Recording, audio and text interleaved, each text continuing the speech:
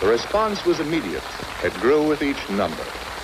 It climaxed when the audience learned after the first half of the concert that the singer had broken her foot 2 days before while returning to her native land from Europe, but had refused to cancel the engagement. Had they known the reasons why, their admiration might have been even greater. The journey to Town Hall had been a long one for Marian Anderson, longer than the distance between continents.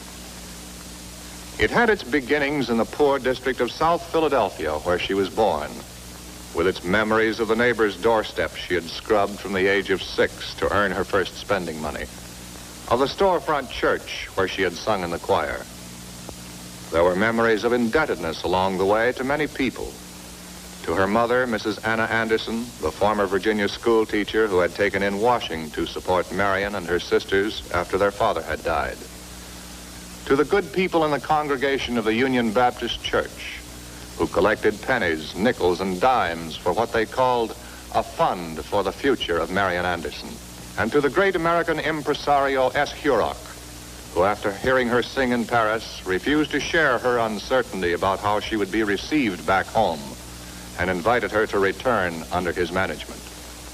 All this and more were the elements that fused into the deep spiritual fire which the audience sensed that night at Town Hall.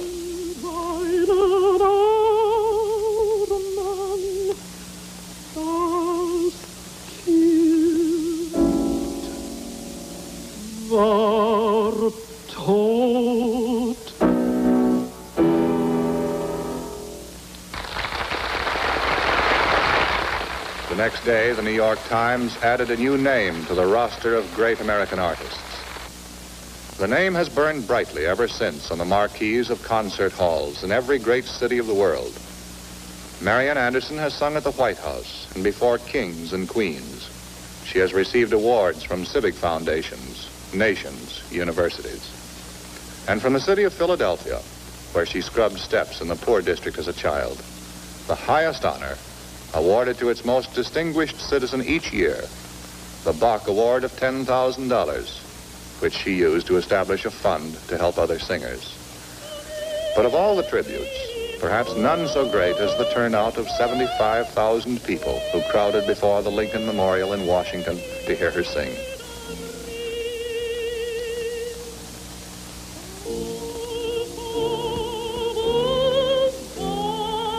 And none so professionally heartwarming as the words of Arturo Toscanini when he said, "A voice like yours is heard once in 100 years." No one who has been to an Anderson concert can forget her compelling presence from the second she appears on stage, and the complete command of the audience that comes to her without any conscious effort to achieve it.